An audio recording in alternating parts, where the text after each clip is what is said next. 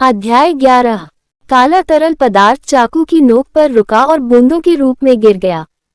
मिल्टीएड्स ने लड़ाई में अपने कौशल का प्रदर्शन किया था। वह इलाके के सभी जानवरों को नष्ट कर रहा था, लेकिन जब उसने काला खून देखा तो उसके विचार कहीं और बदल गए। अमीलिया, उसने उसे जो नाम दिया था वह अपरिचित था। उसने कुछ दिनों और रातों तक इस पर विचार करने के बाद इसे चुना था, लेकिन अभी तक उसने उसे इसके द्वारा नहीं बुलाया था। इसके पीछे एक कारण था और वह इस बात से भली भांति परिचित था। इसे जोर से कहने से यह वास्तविक हो गया, इसे वापस लेने में बहुत देर हो गई। वह डरा हुआ था। कितना हास्यास्पद है, उसने मन ही मन आह भरी। ये सोचना कि राहेल साम्राज्य का सम्राट किसी चीज से डरता था, वास्तव में काफी मजाकिया, लेकिन वह खुद को हंसाने में सक्षम नहीं हो सका। क्या उसका उससे प्रेम बढ़ रहा था? क्या उनका ये हंसता खेलता परिवार हकीकत बन रहा था? मिल्टीएड्स जानवरों की लाशों के ढेर के ऊपर अकेला खड़ा था, लेकिन उसके माथे पर पसीने की एक भी बूंद नहीं थी। हालांकि उनकी अभिव्यक्ति ने उनके असंतोष को व्यक्त किया। कैलियन वहां चले गए। महाराज, क्या आप ठीक हैं? उसने पूछा। मिल्टीएड्स ने उसे करीब आने से रोकने के लिए हाथ ऊपर उठाया। अन्य जानवर? उसने पूछा। कुछ ही बचे हैं, फिर हम उन सब से छुटकारा पा लेंगे और वापस लौट आएंगे। हाँ, किसी के विचारों को जानवरों के बीच बहने देना अच्छा नहीं था, क्योंकि वे डर से जीते थे। यही कारण है कि उनके विरुद्ध लड़ने वाले योद्धाओं को उस चीज को मारना पड़ा जिससे वे सबसे अधिक डरते थे। क्या अमेलिया अभी जाग रही थी? मिल्टीएड्स उसकी नम आंखों और उसे पकड़ने वाले छोटे हाथों की छवि को मिटा नहीं सका। किसी के लिए पहली बार किसी जानवर को देखकर ऐसी प्रतिक्रिया करना एक सामान्य बात थी, लेकिन उसमें ऐसा क्या था जिसने उसे इतना चिंतित कर दिया? कितना कष्टप्रद! ऐसा उसे पहले भी महसूस हुआ था। जब वह अहंकारी बच्चा दुखी होता था तो उसे अच्छा नहीं लगता था। वह इतनी छोटी और कमजोर थी कि ऐसा लगता था जैसे उसके हाथ के जरा से स्पर्श से ही वह मर जाएगी। उस विचार पर उसने अपनी उंगलियों को मोड़ते हुए आपत्तिजनक उपान की ओर देखा। वह याद कर सकता था कि उसे कैसा महसूस होता था जब उसका पतला शरीर उसके खिलाफ दबाया जाता था, भले ही वह जानता था कि अगर उसने पर्याप्त दबाव डाला तो यह उसे मार सकता है।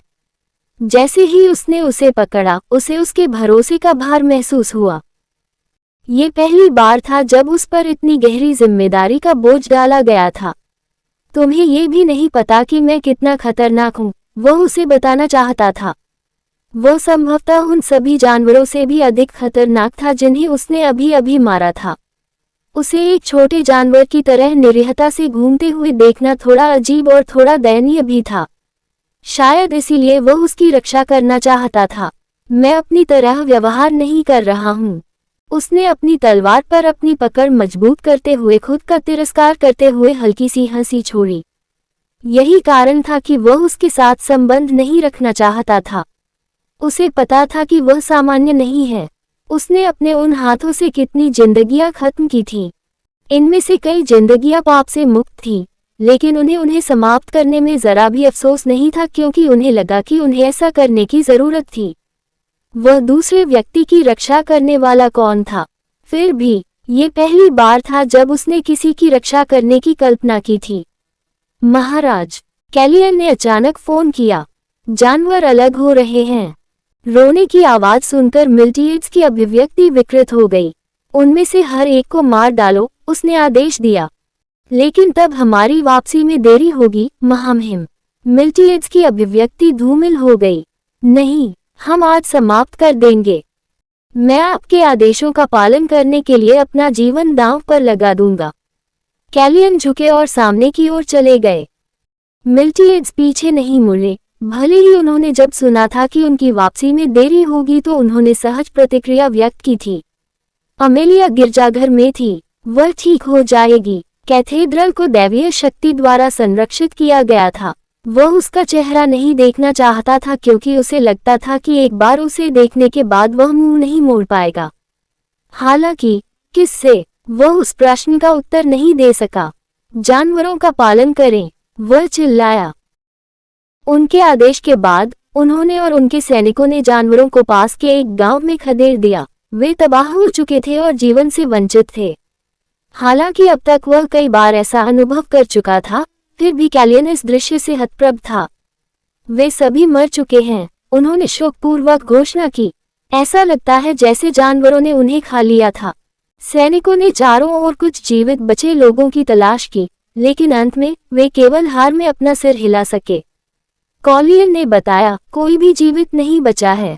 मिल्टीएड्स को इसकी आदत थी, लेकिन इससे कभी भी कोई कम असुविधा नहीं हुई। कितना अजीब है। उसकी अंतरात्मा ने उसे एक अज्ञात खतरे से आगाह किया। अमेलिया के बारे में चिंता करने में उसे थोड़ी देर हो गई थी, लेकिन फिर भी उसे अजीब महसूस हो रहा था। गांव में कोई भी जीवित नहीं बचा था। उसने उन गांवों की ओर देखा जहां कोई भी लाश नहीं थी और उसे एहसास हुआ कि वास्तव में क्या हो रहा था। उसने अपने घोड़े की लगाम कसकर पकड़ ली और दहाड़ते हुए बोला, कैलियन, यह एक घात है। ठीक उसी समय जब वह अपने सैनिकों को पीछे हटने का आदेश देने वाला था, अराजकता फैल गई। गांव में अकेले प्रवेश करने वाले शूरवीरों में से एक चिल्लाया। उसकी चीख पूरे क्षेत्र में मिल्टीएड्स तक फैल गई। महामहिम, कृपया सावधान रहें, कैलियन ने चेतावनी दी। अचानक छिपे हुए जानवर प्रकट हुए और तेजी से गांव को घेर लिया। महामहिम, हालांकि जानवर असली समस्या नहीं थे। जहां मिल्टीएड्स खड़ा था उसके नीचे एक बैंगनी जादू का घेरा था। बिना किसी चेतावनी के जादू के घेरे की रोशनी ने उसे घेरना शुरू कर दिया। वह घुराने लगा, चौंक गया जैसे ही उसका दिमाग भटकने लगा, एक न समझी जा सकने वाली गड़बड़ी में उलझने लगा। उद्धरण चिन्ह ... बेटा, एक परिचित आवाज ने उसे पुकारा। इसकी आवाज सुनकर मिल्टीएड्स ने सहजता से अपनी तलवार पकड़ ली। कैल, लियान, उसने कहने के लिए संघर्ष किया। उसने उस आदमी की ओर मुड़ने के लिए संघर्ष किया और सही शब्द बोलने का दबाव डाला। भागो, भाग जाओ, उसके होंठ विनती करते हैं। उसकी सुनहरी आंखों पर गहरा लाल रंग छाने लगा। कैलियन ने सैनिकों को जानवरों से बचते हुए मिल्टीएड्स को एक विस्तृत स्थान देने का संकेत दिया, लेकिन युवा सम्राट चाहकर भी अपने शरीर को हिला नहीं सका। उसे आखिरी बार दौरे का अनुभव हुए कुछ समय हो गया था। उसका ये कष्टप्रद पागलपन, वह अपने दिमाग पर नियंत्रण बनाए रखने में सक्षम था, लेकिन उसे नहीं पता था कि वह कब चेतना खो देगा। ऐसा होने से पहले उसे कैलियन और उसके सैनिकों से दूर जाने की जरूरत थी।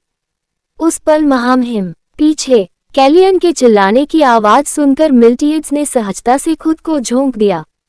एक विशाल जानवर बिना उसकी सूचना के उसके पीछे आ गया था।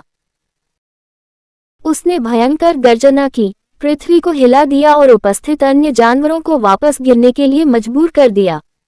बात यह है कि जब विशाल जानवर ने खुद को पूरी तरह से प्रकट किया, तो सैनिक भयभीत होकर आश्चर्यचकित हो गए। ये पहली बार था जब उनमें से किसी ने इतने बड़े आकार की कोई चीज देखी थी। मिल्टीएड्स को एहसास हुआ कि इसने इसकी पूरी योजना बनाई होगी। आमतौर पर वह उस तरह का व्यक्ति नहीं था जो इस तरह के जाल में फंस जाए। मैं ढीला हो गया हूँ, वह बड़बड़ाया, अपने स्वतंत्र पर अधिक नियंत्रण के लिए संघर्ष कर रहा था। उसने ये सोचकर अपना सिर झुका लिया कि अमेलिया उसका इंतजार कर रही है। अभी उसे अपना अस्तित्व सुनिश्चित करना था। भाग जाओ, वह चिल्लाया। लेकिन महाराज, कैलियन और बाकियों का स्पष्ट रूप से इस दिग्गज से कोई मुकाबला नहीं था। वह अज्ञात जानवर दूसरों की तुलना में बहुत अधिक सक्षम और बहुमुखी था। वह अपने दांत दिखाता था और हमला करता था। उसी समय मिल्टीएड्स दूर चले गए। वह सामान्य से धीमा था, लेकिन वह अपनी कुछ क्षमताओं को पुनः प्राप्त करने में कामयाब रहा। वह ठीक था। राक्षस के तेज दांतों से बचते हुए उसने उसके नाभिक को निशाना बनाते हुए अपनी तलवार से उसके शरीर के केंद्र को छेद दिया। वह चौंककर अचानक रुक गया। केंद्रक वहां नहीं था, वह मुसीबत में था। जानवर की आंखें चमक उठी और उसके जीवन में पहली बार मिल्टीएड्स को ये ख्याल आया कि वह मर सकता है। क्या सचमुच यही था? खैर, अगर वह मर गया तो उसे वास्तव में कोई परवाह नहीं थी। उनके जाने से किसी को दुख नहीं होगा। अचानक अमेलिया की आवाज उसके दिमाग में गूंजी, स्पष्ट और प्रसन्नचित। पापा, उसने फोन किया था। पापा, नहीं, वह गलत था, है ना? कम से कम एक व्यक्ति तो होगा, कोई है जो उसके लिए शोक मनाएगा। कैलियन ने अपने हाथ में तलवार पकड़ रखी थी। जानवर मिल्टियड्स पर हमला करने ही वाला था कि अचानक तेज रोशनी के साथ कुछ चमक उठा। इसके तुरंत बाद एक जोरदार दुर्घटना हुई जिसमें जानवर का आधा शरीर फर्श पर गिर गया। इसमें आग लग गई, जो आंखों से ओझल होने से पहले तेज गति से जल रही थी। अपनी आंखों के कोने में मिल्टियड्स ने घोड़े पर बैठे एक युवक को चांदनी में चमकती हुई तलवार पकड़े हुए देखा। वह युवक वह व्यक्ति था जिसे मिल्टियड्स जानता था, पवित्र शूरवीर लुडविग। हालांकि जब उनकी नजर एक छोटे बच्चे पर पड़ी तो लुडविग में उनकी रुचि गायब हो गई। अमेलिया रोते हुए उसकी ओर दौड़ी। वह लुडविग के साथ सवार सफेद घोड़े से कूद गई। पापा, वह रोई, और जैसे ही उसने उसे गले लगाया, वो पागलपन जो मिल्टियड्स को परेशान कर रहा था, उसके शरीर और दिमाग को खा रहा था, गायब हो गया। ये कैसे हो सकता है? उसने उसकी ओर देखा। यह एक चमत्कार था। तुम यहाँ क्यों हो? उसने पूछा। मैंने आपका पीछा किया क्योंकि मुझे चिंता थी कि आप किसी खतरनाक जगह पर जा रहे हैं, अमेलिया ने रोते हुए जवाब दिया। बोलते समय वह उसे डांटती रही, पूरे समय विनम्रतापूर्वक सूंघती रही। आप एक वयस्क हैं, आप ये कैसे नहीं जानते कि आपको ऐसी डरावनी और खतरनाक जगहों पर नहीं भागना चाहिए? क्या आपको ये सिखाने के लिए मेरी जरूरत है? यही कारण है कि आपको हमेशा मेरे साथ रहना चाहिए। फिर कभी अकेले मत जाना, ठीक है? ऐसी खतरनाक जगहों पर मत जाना, ठीक है? मिल्टियड्स समझ नहीं पा रही थी कि क्या हो रहा है। वह उसके चेहरे के उग्र भाव से चकित थी। फिर उसने देखा कि कैलियन अपनी हंसी को रोकने की सख्त कोशिश कर रहा था, और उसे एहसास हुआ कि यह छोटा बच्चा उसे डांट रहा था। ठीक है, डैडी, उसने एक बार फिर संकेत दिया और अपने कूल्हे पर हाथ रखकर उस पर जवाब देने के लिए दबाव डाला। कुछ भी समझ में नहीं आया। हालांकि ये बुरा नहीं था। मैं करूंगा, उसने अमेलिया के होठों पर मुस्कान लाते हुए कहा। हमारे चैनल की कहानी देखने के लिए धन्यवाद। अगले वीडियो में मिलते रहने के लिए बने रहें। कभी कभी गायब सामग्री की कहानी, कृपया समय पर त्रुटियों की रिपोर्ट करें। अलविदा।